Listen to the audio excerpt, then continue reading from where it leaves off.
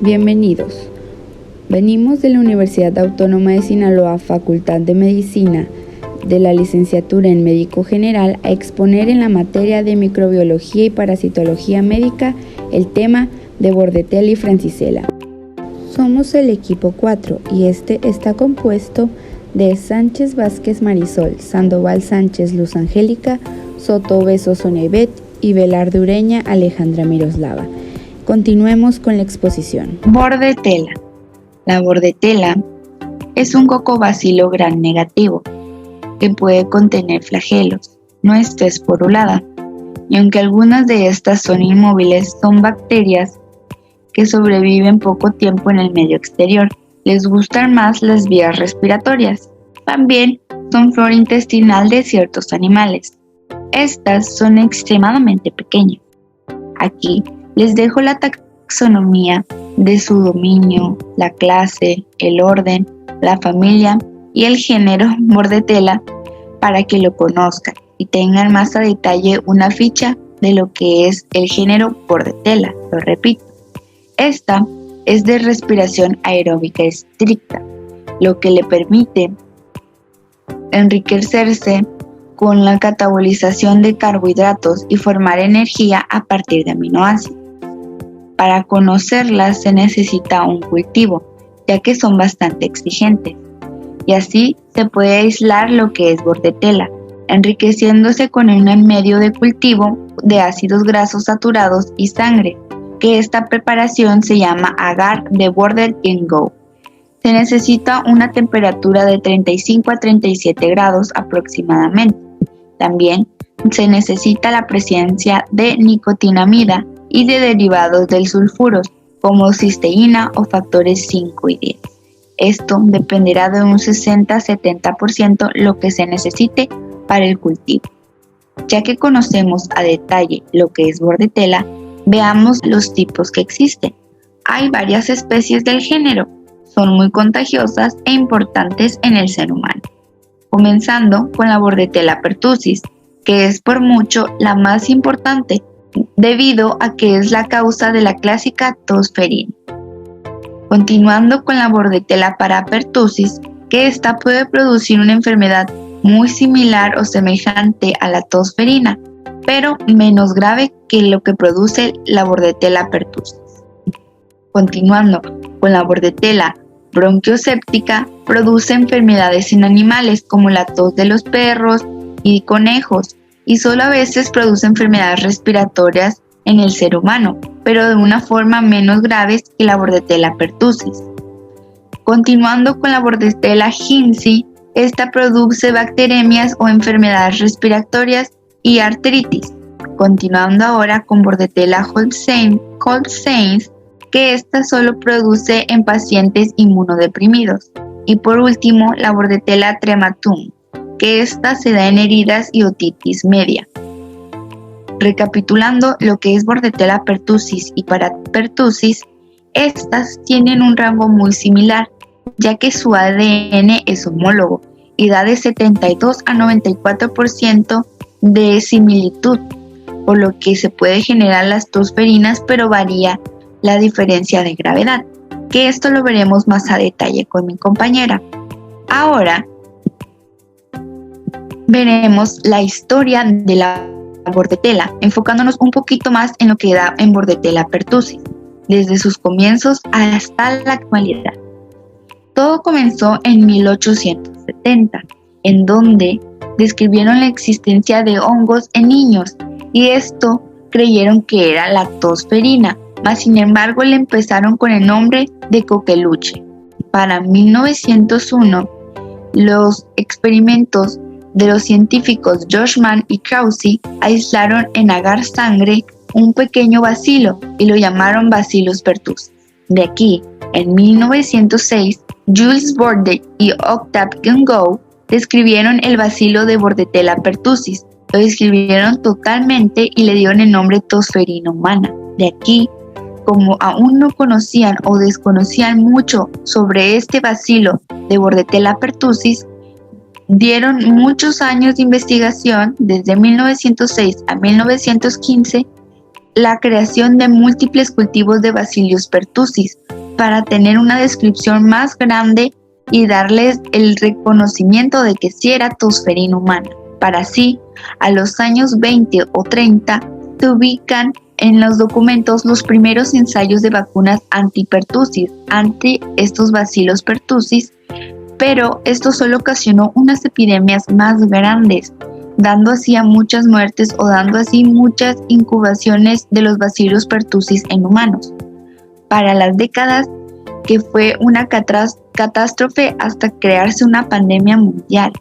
De aquí se creó la primera vacuna o se produjo oficialmente para los niños hasta 1949 y se dieron la vacuna de DTaP, que esta es una vacuna en conjunto con la difteria, los tétanos y la tosferina.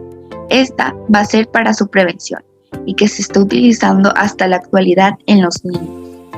Aquí, llegando a la actualidad, sigue siendo endémica a nivel mundial y se calcula que la Bordetella pertussis al año hay más de 16 millones de infecciones. Esto nos da un panorama histórico de cómo empezamos creyendo que era coqueluche a cómo llegamos a dar una epidemia o pandemia mundial por la vacunación de antipertussis a llegar ahora sí a la vacuna total de la DTaP para los niños para la prevención de estas enfermedades como difteria, tétanos y enfoque de tosferina, y a la actualidad que no podemos erradicarla, pero sí podemos prevenirla. Ahora nos enfocaremos en Bordetella pertussis. Es un cocobacilo gram negativo. Son no fermentadores, pero pueden oxidar aminoácidos como fuente de energía. Cabe mencionar que son aerobios estrictos. La pared celular de la Bordetella pertussis tiene una estructura típica de las bacterias gram negativas, pero el lipopolisacárido de la membrana externa difiere en forma significativa en cuanto a estructura y actividad biológica con respecto al de las enterobacterias. En su superficie, esta bacteria exhibe una proteína de tipo bastón, llamada hemaglutina filamentosa, y es llamada así debido a su capacidad de unirse a los eritrocitos y aglutinarlos. Pero de esta les hablaré más adelante. La superficie de la bacteria también contiene otras estructuras adhesivas que incluyen pelos y una proteína de membrana externa llamada pertactina, que son adhesinas. Y finalmente, para su crecimiento in vitro necesita de incubación prolongada en medios enriquecidos con carbón vegetal, almidón, sangre o albúmina. La Bordetella pertussis produce enfermedad en el ser humano, que es la tosferina. Cabe mencionar que el ser humano es su único reservorio. La introducción de la inmunización entre los años de 1940 a 1949 redujo en forma notable la enfermedad. La tosferina es una enfermedad de distribución mundial altamente contagiosa y endémica en cualquier época del año. Se estiman alrededor de 50 millones de casos y 300.000 defunciones anuales por tosferina. En América se estima de 15.000 a 34.000 casos por año, y esta afecta al 80 a 90% de personas no inmunizadas, principalmente niños menores de 1 año. Ahora veremos los factores de virulencia. Primero están las fimbrias, que se unen a las células de los mamíferos. Aunque no se conoce su papel en la enfermedad, se sabe que estimulan la inmunidad humoral.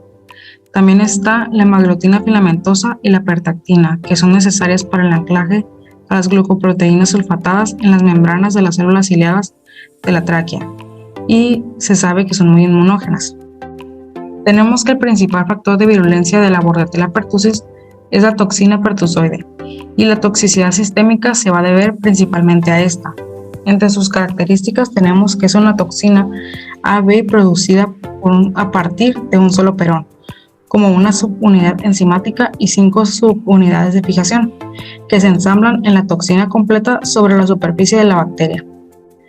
Las subunidades fijadoras median la unión de la toxina con las fracciones de carbohidratos en la superficie de la célula hospedadora.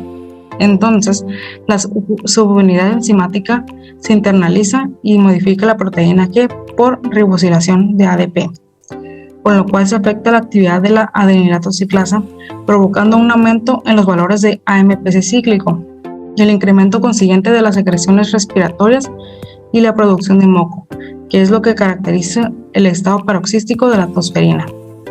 Continuando con las toxinas, tenemos que la toxicidad localizada va a estar mediada por la toxina dermonecrótica y por la citotoxina traqueal.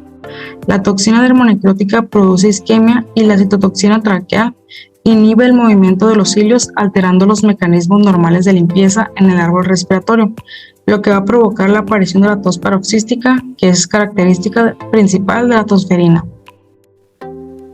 Ahora veremos las manifestaciones clínicas. La enfermedad en la cual está implicada principalmente la Bordetella pertussis es la tosferina. La infección se inicia cuando los aerosoles infecciosos son inhalados y las bacterias se adhieren y proliferan en las células epiteliales ciliadas. Después de un periodo de incubación de 7 a 10 días, el paciente típico presenta la primera de las 3 fases, que es la fase catarral. Se parece a un catarro común, con rinorrea serosa, estornudos, malestar general, anorexia y febrícula.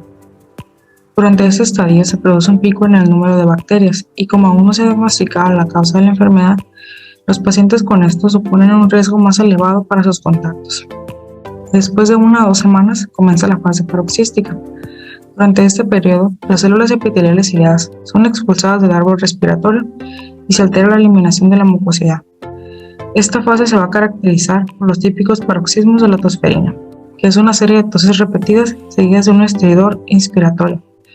Es frecuente la producción de mucosidad en el aparato respiratorio, la cual es parcialmente responsable de la obstrucción del flujo aéreo.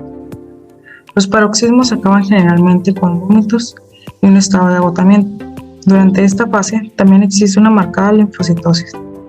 Cabe mencionar que los pacientes afectados pueden sufrir hasta 40 a 50 paroxismos al día durante el acme de la enfermedad. Después de 2 a 4 semanas, la enfermedad entra en la fase de convalescencia. En este momento los paroxismos disminuyen en número y en gravedad, pero pueden aparecer complicaciones secundarias. Esta presentación clásica de tosferina no puede observarse en los pacientes con inmunidad parcial o en los adultos. Estos pacientes pueden tener antecedentes de tos crónica persistente sin estridor o vómitos. Dado que esta presentación no es distintiva, es importante que se realicen pruebas diagnósticas adecuadas para Bordetella y otros patógenos bacterianos respiratorios y virales. Este es un video de la tos que se presenta en la tosferina.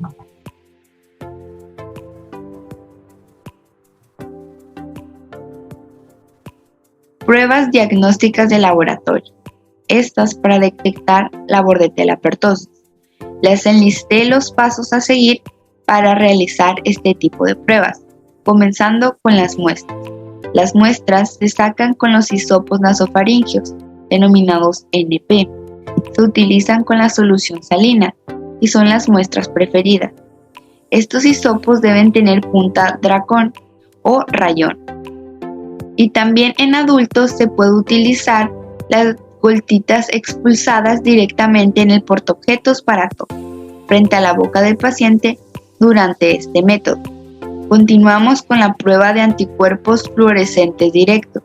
El reactivo del anticuerpo fluorescente se puede utilizar para examinar las muestras de frotis nasofaringeas. Sin embargo, puede haber resultados positivos falsos y negativos falsos, ya que tiene una sensibilidad del 50%. Pero estas pruebas son útiles para identificar la Bordetella pertussis después del cultivo en medios sólidos, que es el siguiente paso. Aquí, en el cultivo, se utilizan los hisopos, los NP, se cultivan en un medio sólido. Los antibióticos en este medio tienden a inhibir otra microbiota respiratoria, pero permiten la proliferación de Bordetella pertussis, en donde se identifican los microorganismos mediante la tinción inmunofluorescente o por la aglutinación en portaobjetos con un antisuero específico. Sigue o pueden también hacer la reacción en cadena de la polimerasa, o sea, la PCR. Este es el método más sensible para diagnosticar la tosferina. Deben incluir sensibilizadores tanto para Bordetella pertussis como para Bordetella parapertussis, pues se dispone de esta prueba, deben de reemplazar la otra prueba, que es la de anticuerpos fluorescentes que vimos anteriormente. Aquí, los puntos efectores pueden existir y pueden mostrar reacciones cruzadas con otra especie de Bordetella. Con el último paso es el diagnóstico serológico. hace por la producción de anticuerpos de inmunoglobulina A, inmunoglobulina G e inmunoglobulina M. Tiene lugar después de una exposición a bordetelapertosis, y tales anticuerpos pueden detectarse con inmunoanálisis enzimáticos. Esta prueba son de poca ayuda diagnóstica, pues fundamentalmente debido a que hay un aumento de anticuerpos de aglutinación, sino que estos anticuerpos se crean después de la tercera semana de la enfermedad, entonces no nos ayuda para un diagnóstico inmediato. Y así se pueden dar los pasos para realizar este tipo de pruebas diagnósticas. Los antibióticos pueden mejorar la evolución clínica y reducir la infectividad, en particular durante las fases precoces de la enfermedad. Sin embargo, la convalecencia depende de la rapidez y el grado de regeneración de las células epiteliales irradiadas. Los macrólidos, como la eritromicina, acitromicina y la eritromicina, son eficaces para erradicar los microorganismos. Sin embargo, este efecto tiene un valor limitado, ya que la enfermedad generalmente no se reconoce durante el periodo de máxima contagiosidad. En general, la acitromicina y la claritromicina se toleran mejor y son los macrólidos preferidos. En pacientes con intolerancia a los macrólidos se pueden recibir trimetoprima, sulfametoxazol o fluoroquinolonas. Ahora la prevención. Para ello es necesaria la vacunación. El calendario de rutina de vacunación contra la tosferina en México. Ahora viene la vacuna francisela. hexavalente, que contiene la vacuna TPAT con un componente celular de pertussis, la vacuna inactivada contra poliomielitis, Haemophilus influenzae tipo B y hepatitis B, que se administran a los 2, 4 y 6 meses de edad, con un refuerzo a los 18 meses.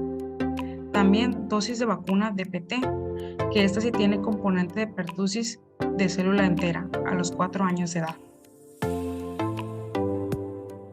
Bueno, en este caso hablaremos más específicamente de Francisella tularensis. Esta es la responsable de la tularemia, a la que también se le conoce como fiebre granular o fiebre de los conejos, fiebre de la mosca, del ciervo o fiebre de la garrapata. Estos son tan solo algunos de los vectores que pueden transmitirla. Es por esto que se le conoce como un patógeno zoonótico. Más específicamente pertenece a las gamma-proteobacterias. Un patógeno zoonótico quiere decir que es una enfermedad que puede ser transmitida de animales a los seres humanos. Es por esto mismo que tiene una amplia distribución en reservorios tanto animales como en los medios acuáticos. Entonces, estamos hablando de Francisella tularensis. Esta tiene varias especies, subespecies. Tenemos la tularensis, que es la tipo A, la holártica, tipo B, y media asiática. En esta clase nos enfocaremos en la tularensis, que es la cepa más virulenta y también la más patógena para el ser humano. Esta está relacionada principalmente con conejos silvestres, garrapatas y moscas tábano, que son los principales vectores. Su transmisión, como ya les dije, es por vectores. Es decir, se transmite al ser humano por artrópodos y moscas que pueden picar, o también podemos tener contacto directo con tejido infectado, con tejido animal infectado. Puede ser por aerosoles o por ingerir agua o alimentos contaminados. Aquí podemos ver un poco la idea más clara de cómo es la transmisión por vectores. Puede ser por el perro, pero realmente se puede contener. Lo podemos eliminar, puede ser por contacto directo, puede ser por la picadura de algún mosquito o de alguna mosca que pique algún roedor. Realmente es toda una cadena, un ciclo vicioso aquí. Ahora, ¿cuál es su morfología?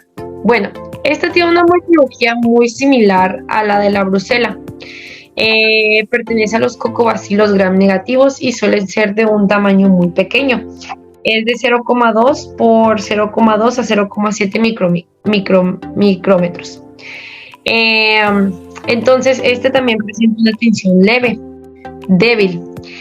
Son bacterias aerobias estrictas, son microorganismos inmóviles y presentan una delgada capa lipídica. Pero, por ejemplo, las cepas más virulentas, la cápsula es rica en lípidos. Y se puede decir que son exigentes desde un punto de vista nutricional, ya que para la mayoría de las cepas requieren cisteína, por lo cual estas van a crecer en medios de cultivo que tengan cisteína añadidos. Además de que, como nota extra, los cocobacilos gram negativos tienen una necesidad de compuesto sulfidrilo. Respecto a su patogenia, tenemos que se les llaman patógenos intracelulares. Esto es más que nada porque pueden sobrevivir por tiempos prolongados en los macrófagos, principalmente del sistema reticulo endotelial. Es decir, tienen una capacidad para multiplicarse en diversos tipos celulares, incluyendo principalmente hepatocitos y macrófagos. De hecho, esto lo vamos a ver un poco más adelante porque tenemos que hablar aquí ya del cuadro clínico, pero realmente el cuadro clínico va a depender de cómo es la infección y dónde está. Entonces, al ser un patógeno intracelular, ¿cómo lleva a cabo esta acción? Bueno, esto lo hace a través de la secreción de proteínas.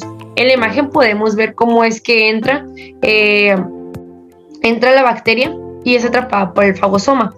Entonces, esta va a secretar ciertas proteínas que no se sabe exactamente cuáles son, pero se cree que su mecanismo es que lo que va a hacer es que va a bloquear a la NADP oxidasa, NADPH oxidasa, y también va a detoxificar especies reactivas de oxígeno, a los ROS. También como nota es que se puede resistir a la acción de los PAMs. Y también, todo esto es lo que va a llevar a que pueda escapar hacia el citosol del macrófago, y aquí es donde se va a replicar. Se va a replicar y de hecho esto es una de las características más importantes para su virulencia, para su mecanismo de acción. Contiene una cápsula polisacárida que se dice que es antifagocítica porque la va a proteger de la acción de la muerte mediada por el complemento. También como nota tenemos que la francisela se asocia con los autofagosomas, pero realmente este mecanismo de acción es desconocido, no se tiene claro cómo funciona aquí. Y también se dice que la francisela puede inducir la muerte celular del hospedero. También tenemos a la endotoxina, que al igual que todos los bacilos gram negativos, pues su endotoxina sería el lipopolisacárido, está presente aquí. Solamente que en el caso de la francisela, pues esta va a tener una actividad un poco menor, es decir, un tanto inferior porque es poco inductor de citocinas proinflamatorias. Sin embargo, este es su principal factor de virulencia. También cabe destacar que la multiplicación intracelular es un aspecto también fundamental para su virulencia, como ya vimos. Entonces sabemos que la francisela es altamente infecciosa. La penetración de la piel o las mucosas o la inhalación de incluso hasta 50 microorganismos puede inducir infección. Es más frecuente que los microorganismos entren a través de abrasiones en la piel y de hecho de 2 a 6 días ya sobreviene una pápula inflamatoria ulcerosa. También los ganglios linfáticos regionales aumentan de tamaño y pueden volverse necróticos, pero todo esto ya lo veremos un poco más cuando hablemos de las enfermedades tal cual y su cuadro clínico. En el caso de su inmunidad, tenemos que se da una respuesta inflamatoria innata. Esta es de alta intensidad porque se va a producir el interferón gamma y el factor de necrosis tumoral, los cuales tienen un papel clave para el control de la replicación bacteriana en macrófagos durante la fase inicial de la infección. Pero también, claro, se va a dar una respuesta inmunitaria celular. De hecho, esta tiene una gran participación en la resistencia a la reinfección. Lo que pasa aquí es que los linfocitos T específicos van a activar la erradicación intracelular que va a ser mediada por los macrófagos en las fases tardías de la enfermedad. Y por supuesto podemos mencionar a los linfocitos B, que tienen importancia, simplemente este es un tanto menor para la destrucción de este patógeno intracelular facultativo. Y pues por último se dice que una infección adquirida de manera natural parece que va a conferir inmunidad para la larga duración. En cuanto a la incidencia de francisela, la mayoría de las infecciones se manifiestan en verano debido a una mayor exposición a las garrapatas. Sin embargo, aumenta los casos cuando el invierno es cálido y después es un invierno húmedo esto ayuda a la proliferación de las garrapatas. La Francisella tularensis, hay dos tipos de cepas, que es la tipo A y la tipo B, donde la tipo A tiene predominio en regiones áridos que se limita en las regiones de Norteamérica, mientras que las cepas de tipo B predominan en hemisferios norte en lugares cercanos a los ríos. En cuanto a la epidemiología, tenemos que las infecciones de tipo A tienen mayor incidencia a la exposición de lagomorfos, que son conejos, libras y gatos. Y las infecciones de tipo B se asocian a roedores y gatos, pero a lagomorfos no. Las infecciones por garrapatas duras, que son artrópodos mordedores, se asocian principalmente a las cepas de tipo A. En la clínica, las enfermedades causadas por tularensis son varias, que son úlcera glandular, óculo glandular, tifoidea, neumonía, orofaringia, gastrointestinal. Sin embargo, la más frecuente es la úlcero-glandular, que inicia como una pápula que se caracteriza por ser dolorosa, la cual se localiza en el lugar de la mordedura de la garrapata o por una inoculación directa del microorganismo. Sin embargo, puede proliferar a una úlcera con centro necrótico y borde elevado. En la óculo-glandular, los pacientes pueden presentar conjuntivitis, adenopatías regionales, dolor ocular, enrojecimiento ocular, hinchazón y secreción ocular, y esta se debe a una contaminación directa en el ojo. En la glandular se presentan adenopatías inflamadas. En la tifoidea, signos de sistémicas de sepsis. En la neumonía o neumónica se debe a la inhalación de aerosoles infecciosos. Si no se encuentra el microorganismo en los hemocultivos rápido, la incidencia de mortalidad es elevada. Y por orofaringia y gastrointestinal se debe a la ingesta del microorganismo. En cuanto al cultivo y el tratamiento, la tularensis no puede crecer en agar sangre, ya que para que crezcan los medios deben ser enriquecidos con cisteína, por lo cual crecen en agar chocolate o en agar carbón tamponado y extracto de levadura, que es el BCIE. Y para que los hemocultivos den un resultado más certero, se deben incubar por lo menos una semana o, si se puede, más tiempo. La turelemia se diagnostica si se detecta un aumento de los 4 o más de los anticuerpos. Sin embargo, los anticuerpos como la IgG, la IgM, la IgA pueden permanecer durante años. Esto dificulta el diagnóstico para saber si la enfermedad es actual o es pasada. El tratamiento de elección es la gentamicina, y para infecciones leves se administra doxiciclina y ciprofloxacin. Producen beta-lactamasa, por lo cual el uso de penicilinas y cefalosporina se podría decir que inútil. Y hasta la actualidad no hay una vacuna que se pueda utilizar que sea eficaz. Como por último, este microorganismo es muy infeccioso, por lo cual se debe tener medidas preventivas muy estrictas en la hora de la toma de las muestras. El uso de guantes es indispensable. Las grietas cutáneas, las mucosas, son un medio por el cual el microorganismo puede atravesar, por lo cual se deben utilizar protector ocular. Y el trabajo debe realizarse en cabinas de riesgo biológico. Estas son las bibliografías que utilizamos y esperamos que hayan podido comprender el tema, y si tienen alguna duda nos las puedan hacer llegar.